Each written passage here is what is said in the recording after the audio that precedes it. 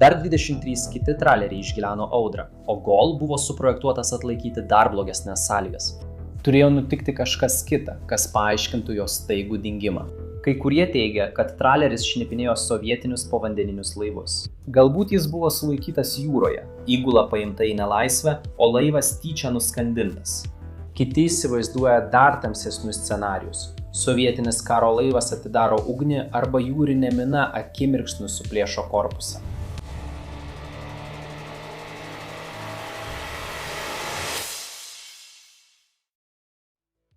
Hule, Jungtinėje karalystėje, beveik kiekviena šeima pažinojo ką nors, kuris buvo įsitraukęs į šią šešėlinę misiją. Ir kiekvienas neatsakytas klausimas tik dar labiau kurstė gandus, kol sąmokslo teorija tapo vieninteliu paaiškinimu, kuriuo daugelis galėjo patikėti. Ar Gol tikrai buvo nuskandintas audros, ar kažko daug slaptesnio? Mano vardas Polas ir visą savo gyvenimą mane traukė jūra. Iš pradžių kaip nardymo instruktorius ir jachtų kapitonas, dabar kaip pasakotojas, dėliojantis vandenyno paslaptis. Žvejybinio laivo Gul žūtis yra daugiau nei nelaimė jūroje. Šioje laidoje noriu atskleisti, kas iš tikrųjų nutiko žvejybiniam laivui Gul ir kodėl jo dingimas paliko klausimų, kurie iki šiol lieka neatsakyti. Žvejybinis laivas Gul buvo modernus britų giluminės žvejybos traleris ir gamybinis laivas, pastatytas 1971 metais Brook Marine Limited įmonėje Lowestoft mieste. Jo ilgis siekia 66 metrus, plotis 12,3 metrus. Jis buvo pastatytas iš plieno ir turėjo 3 ledo klasės sertifikatą, leidžiantį dirbti Arkties sąlygomis. 1939 kW variklis suko vieną sraigtą, esantį valdomame korto antgalyje, kuris suteikia papildomo manevringumo sudėtingomis jūros sąlygomis. Iš pradžių laivas vadinosi Ranger Caster ir buvo registruotas Nordschilze kaip SN18. 1973 metais jį įsigijo British United Trawlers, pervadino į Gol H243 ir pradėjo eksploatuoti iš Heilo uosto. Iš ten jis prisijungė prie laivyno dirbančio šaltuose ir negailestinguose Arkties vandenyse. Savo laikotarpiu Gal buvo pažangiausias laivas. Jame buvo įrengta naujausia žvejojimo, apdorojimo, šaldymo ir žuvies laikymo įranga, o atšaldytose trimuose galėjo būti laikomi didžiuliai kiekiai apdorotos žuvies. Jo vandentalpa buvo 1106 tonos ir jame buvo visi šiuolaikiniai gelbėjimosi įrenginiai, kurių reikalauta. 6 gelbėjimosi plaustai su hidrostatiniu paleidimu, 4 gelbėjimosi ratai ir gelbėjimosi liemenės kiekvienam iš 36 įgulos narių. Ir čia prasideda mano susidomėjimas. Pagal dokumentus Golas buvo vienas saugiausių ir pažangiausių plaukiojančių gamyklinių tralerių. Tačiau 1974 m. vasarį jis dingo be jokio pagalbos signalo. Nei viena gelbėjimo valtis nebuvo nuleista, nei vienas įgulos narys neišgyveno. Mano klausimas paprastas. Kaip laivas sukurtas su tiek inžinerijos ir saugumo priemonių galėjo taip visiškai dingti, beigdamas laivynę, kuriame kiti išgyveno audrą? Šis klausimas ir veda tyrimą. 1974 m. sausio 22 d. Golas su 36 įgulos nariais išplaukė į turtingus Barenco jūros žvejybos plotus prie Norvegijos krantų. Laivui Bolas vadovauja kapitonas Peteris Nelestas, o jo padėjėjas yra George'as Pettis. Kelionės metu Pettis suserga ir Norvegijoje jį pakeičia Morisas Spurgeonas. Tiek kapitonas Nelistas, tiek jį pakeitęs padėjėjas Spurgeonas yra patyrę šaldytuvinių tralerių žvejai. Tačiau tai jų pirmoji kelionė laivu Golas. Antrasis ir trečiasis padėjėjai taip pat yra nauji šiame laive. Kelionės į Norvegiją metu Gal sustoja ir pagal vyriausiojo mechaniko prašymą atlieka automatinio vairo remonto darbus. Sausio 29-ąją, esant palankioms oro sąlygoms, Golas prisijungia prie žvejybos laivyno Barenco jūroje. Po 6 žvejybos dienų Golas sugadina savo pralą ir jį pakeičia atsarginiu. Nors orai pablogėjo, žvejyba tęsiasi be pertraukų. Iki ketvirtadienio vasario 7-osios po 10 žvejybos 10 dienų Golas savo triume supakuoja 19 tonų šaldytų žuvies filė. Ryte laive atsiranda gedimas vairo pavaros siurblyje, tačiau jis lengvai pataisomas. 10:30 pagal įmonės politiką Golas praneša British United Trawlers apie kapitono šaldiklio grafiką. Pateikiama padėties, oro, sąlygų ir laimikio santrauka. Ataskaita pateikiama kiekvieną dieną 10:30, 16:30 ir 23:30, o skambutis į biurą 9 val. Golas žvejoja Šiaurės Kyšulio banke kartu su savo seseriniu laivu Keltas. 15:30 Golas kreipėsi patarimo dėl automatinio vairo valdymo problemos, tačiau vėliau daugiau skambučių nebūna, todėl Duras mano, kad problema išspręsta. Varenko jūroje orai blogėja. Smarkiai sninga tuo metų laiku, kai beveik visą dieną būna tamsu. Kadangi matomumas yra labai prastas, keltas ir Golas išsiskiria, kai Golas sustoja ištraukti savo tralą tinklą. Iki 20:30 valandos keltas visiškai praranda Golo iš akių.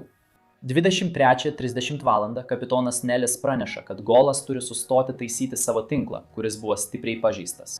Vasario 8-osios 2 valandą orai ir jūros būklė tapo tokie prasti, kad žvejybinis laivynas dirbantis prie Šiaurės Kyšulio banko, įskaitant Gaul, buvo priverstas nutraukti žvejybą ir laikyti laivus kiek įmanoma nejudančius, atsukus juos į vėją. Tai saugi jūrinių laivų praktika išlaukti audringą orą ir nepriimti bangų tiesiai į bortą ar iš laivo šono. 9 val. Ryto Duro grafiko metu Golas praneša, kad stovi ir manevruoja. Po kelių minučių Svanela, kita šaldytuvinė traleris, pamato Golą maždaug už 3-4 mylių pavojingoje padėtyje audringoje jūroje. Jo šonas ar bortas tiesiai atsuktas į vėją ir bangas. Laivas, stovintis šonu į vėją ir bangas, labiau subuos iš vienos pusės į kitą, kai judės per bangos dugną ir viršūnę. Esant ekstremalioms aplinkybėms, toks siūbavimas gali apversti laivą. Esu jautęs tą siūbavimą anksčiau. Bejėgišką svyravimą, kai banga tave pagauna šonu. Tai toks judesys, nuo kurio kiekvienam jūreiviui suspaudžia skrandį, nes jis primena, kaip mažai iš tikrųjų turi kontrolės. Svinela plaukia prieš vėją dėl saugumo, o Gol yra dešiniajame priekyje nuo Svinelos arba dešiniajame priekyje, kai abu laivai juda pirmyn. Vėjas siekia iki 50 mylių per valandą. Svinela per VHF radiją susisiekia su Gol ir pasiteirauja, kaip jiems sekasi. Gol atsako, kad jie pasitrauks iš kelio ir pakeis kursą, kad priartėtų prie kranto. Gol suka į kairę, kad plauktų prieš vėją, palikdamas vėją ir bangas tiesiai užpakalyje. Ji praplaukia pro Svineilą maždaug už mylios nuo dešiniojo borto. Kai Gaul praplaukia, Svineila nepastebi nieko neįprasto. 10:30 kapitonas Nelistas praneša apie mentę ir manevravimą. Oro sąlygos toliau blogėja. Reikšmingas bangos aukštis siekia nuo 6,5 iki 9 metrų. Vėjo stiprumas kartais siekia 10 balų. 10 stiprumo laipsnis pagal Beauforto skalę laikomas audra, kai vėjo greitis siekia nuo 48 iki 55 mazgų arba 60 mylių per valandą. Jūros būsena pasižymi labai aukštomis bangomis, su ilgais kabančiais ketarais ir dideliais putų plotais. Smarkiai sningant antrą dieną iš eilės ir nuolat tvyrant tamsai, matomumas sumažėja, todėl bangų nesimato tol, kol jos beveik neatsitrenkia į laivą. Tarp 11:06 minučių ir 11:09 minučių Gaulis išsiunčia 2 privačias telegramas. Tarp 11 ir 11:30 3 milžiniškos bangos trenkėsi į Svineliavą. Smūgis susuka inžinieriaus kraną tilto priekyje ir nuveda laivą nuo kurso. 16:30 visi 17 British United tralerių laivų rajone praneša apie save, išskyrus Gaul. Kitą dieną, vasario 9 rytą 9 valandą, Gaul nepraneša apie save. Ji vėl nepraneša ir per kitus suplanuotus pranešimų laikus. Kadangi tai nėra neįprasta, tai užfiksuojama, tačiau jokių papildomų veiksmų nesiimama. Kitą dieną Golis vėl nepraneša. Šį kartą bandoma susisiekti su laivu ir kadangi su Golu nepavyksta susisiekti, apie tai informuojama JK tralerių tarpusavio draudimo bendrovė. Vasario 10 vakarą draudimo bendrovės atstovas Tromsėje perspėja žvejybinius laivus prie Norvegijos krantų, kad Golis dingo. Taip pat perspėjama Britų fregata HMS Mohawk. Kitą dieną 9:25 min.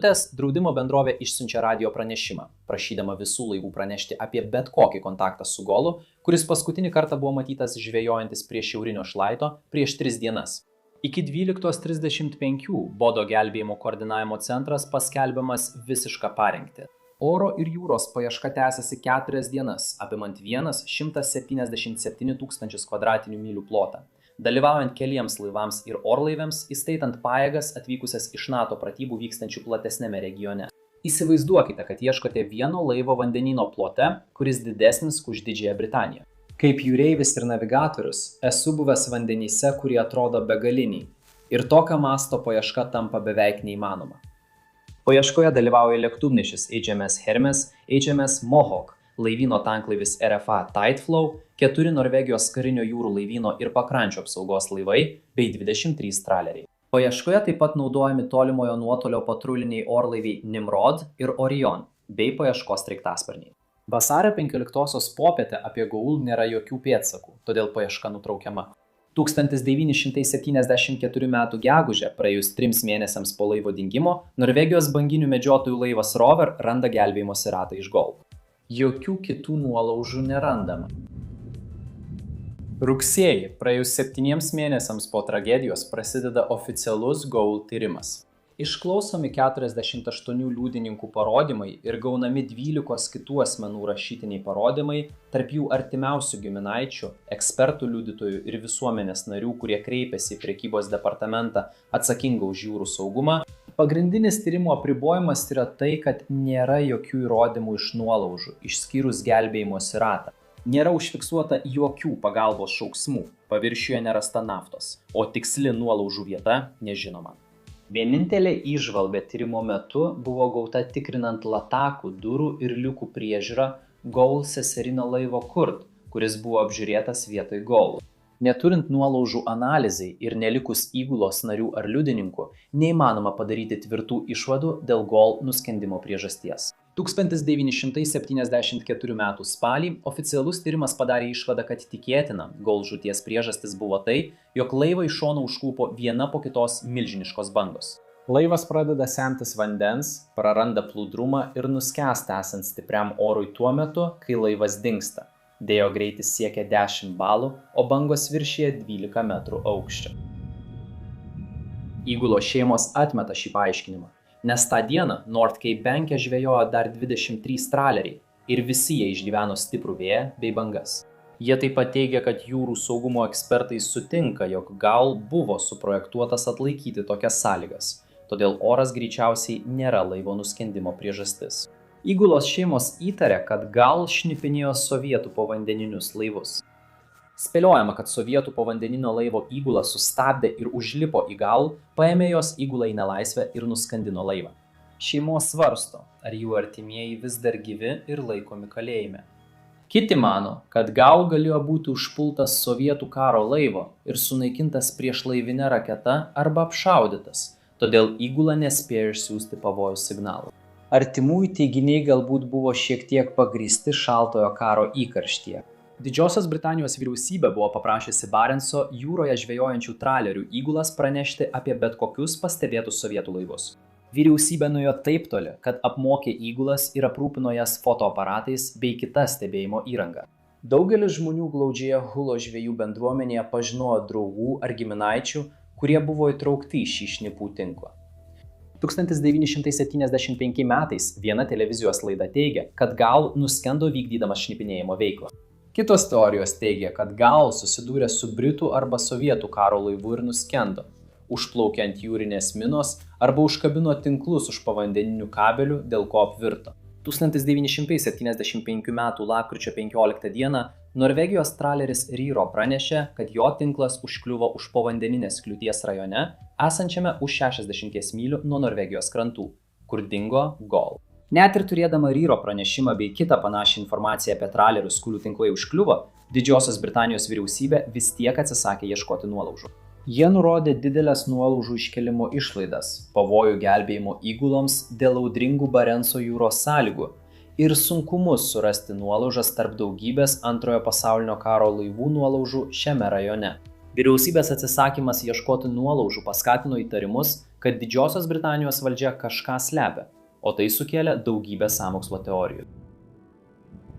1977 m. rugpjūtį Anglia Television ir Norvegijos televizijos kompanija kartu su Norvegijos gelbėjimo ekspertais išsiuntė filmavimo komandą ieškoti Goul nuolaužų.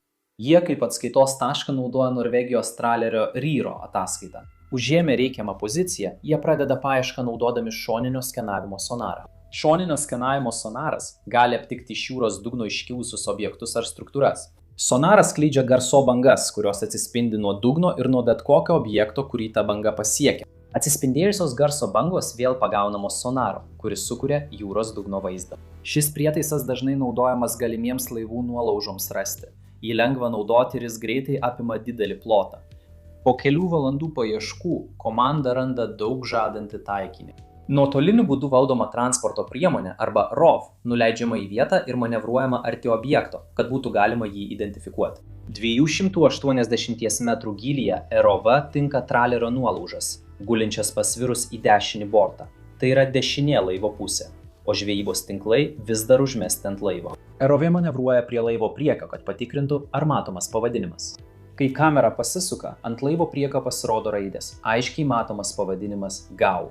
Ši filmuota medžiaga turi sunkiai nusakomą svorį. Laivas, dingęs dešimtmečius, ilsisi nepaliestas, tarsi gelmė būtų saugojusi paslaptį visų akivaizdoje.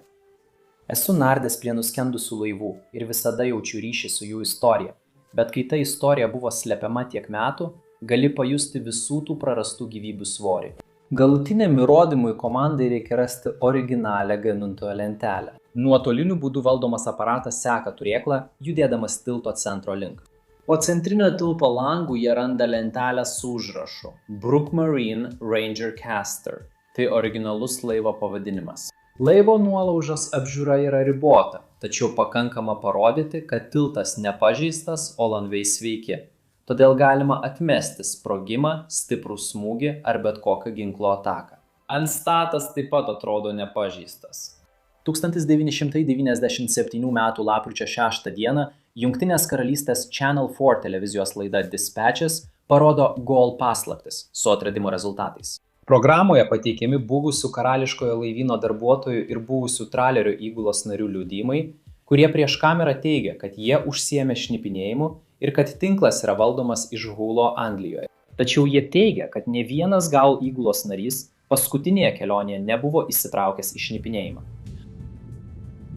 Po programos transliacijos jūrų avarijų tyrimų skyrius yra paprašytas peržiūrėti medžiagą, kad nustatytų, ar yra naujų įrodymų atskleidžiančių, kodėl nuskendo GAU. Neiškarpyta filmuota medžiaga yra išsamei išnagrinėta, tačiau joje nėra nieko, kas paaiškintų, kodėl laivas nuskendo. Jūrų avarijų tyrimų skyrius padaro išvadą, kad norint nustatyti priežastį, reikėtų atlikti išsamesnį tyrimą. Vicepremjeras įsako atlikti povandeninę nuolaužos apžiūrą. 1998 m. rugpjūtį jūrų avarijų tyrimų skyrius kartu su BBC North ir GOL šeimų asociacijos atstovais pradeda povandeninę GOL apžiūrą. Tyrėjai iš motorlaivio Mansell 18 nuleidžia nuotoliniu būdu valdomą aparatą, kad apžiūrėtų ir surinktų detalius vaizdo įrašus bei nuotraukas apie nuolaužą. Pagrindinės išvados iš vaizdo medžiagos atskleidžia, kad keli sandarūs liukai ir durys yra atidaryti, ypač išorinės negrįžtamosios sklendės ir vidinės atliekų šachtų dangos. Laivo vairavimo įranga nukreipta tarp 10 ir 15 laipsnių į kairę, tai yra į kairįjį bortą. Vaizdo medžiagoje taip pat matyti dideli slėgio pažeidimai laivo priekinėje dalyje, galimai atsiradę dėl smūgio į vandenyno dugną.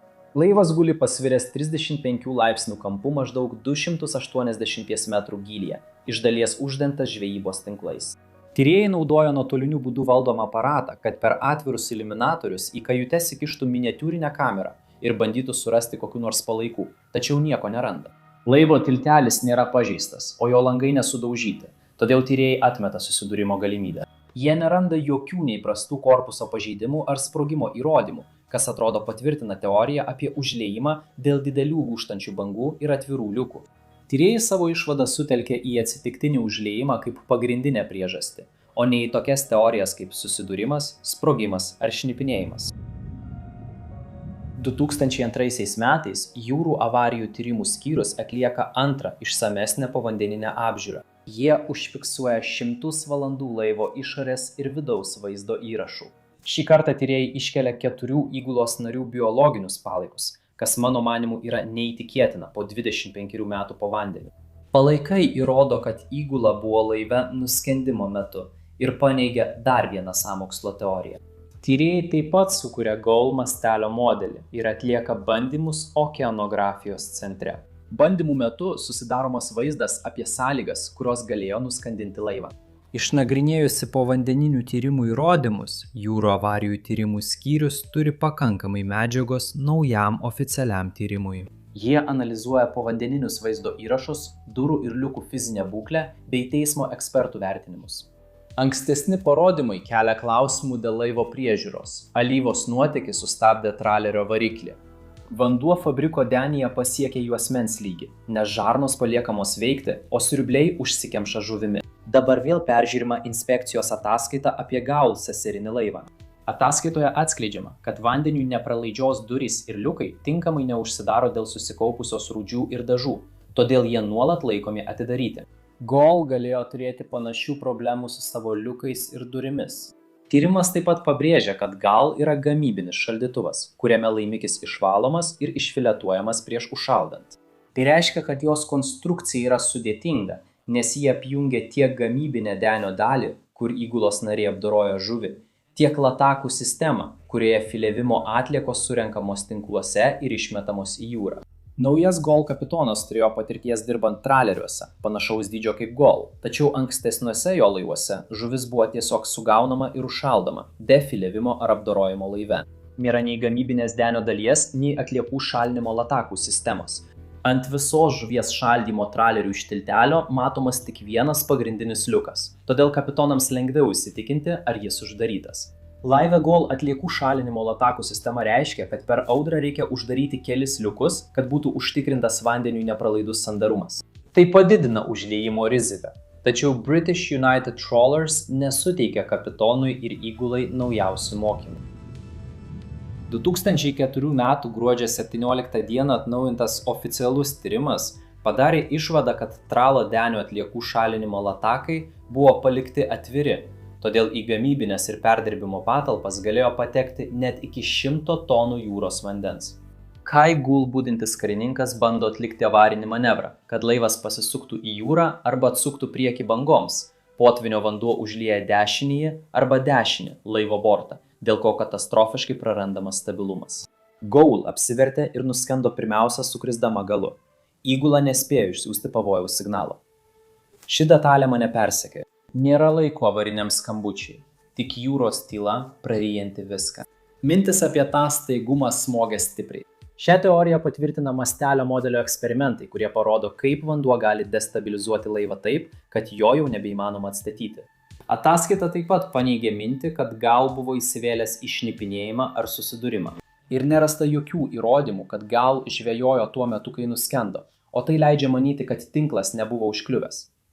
Gaul žūtis vis dar palieka daug klausimų. Audra buvo smarki, bet kiti laivai ją įveikė. Tyrėjai nuolaužoje rado atviras duris ir liukus, per kuriuos per kelias minutes į gamybinį denį galėjo patekti didžiulis kiekis vandens.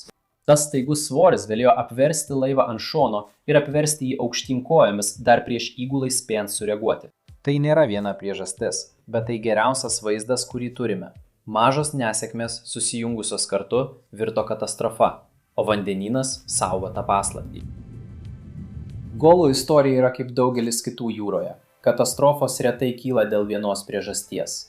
Dažnai tai yra mažų nesėkmių grandinė, kokias esu matęs daugybėje avarijų ataskaitų. Vožtuvas, varžtas, signalizacija. Kiekvienas iš jų atskirai atrodo nereikšmingas, kol vandenynas jų nepaverčia katastrofa. Kaip naras ir jūrininkas esu praleidęs daug valandų galvodamas apie šiuos mažus įvykius savo nuotykiuose, kurie galėjo baigtis kitaip. Gaul žūties ir 36 jos įgulos narių netektis išlieka didžiausia taikos meto katastrofa Didžiosios Britanijos komercinės žvejybos istorijoje. Gaulo žūtis parodo, kaip vandenynas gali be įspėjimo nugramzdinti laivą į savo gelmes. Tačiau tai ne vienintelis kartas, kai trapios inžinerijos kūrinys susidūrė su milžiniška jėga. Kitoje mūsų istorijoje pamatysime, kaip šaltojo karo laikų radarų bokštas Teksasas 4 priešinosi Atlanto vandenynui, kol jūra galiausiai jo nesunaikino. Sekite mus, netrukus pasirodys šis vaizdo įrašas.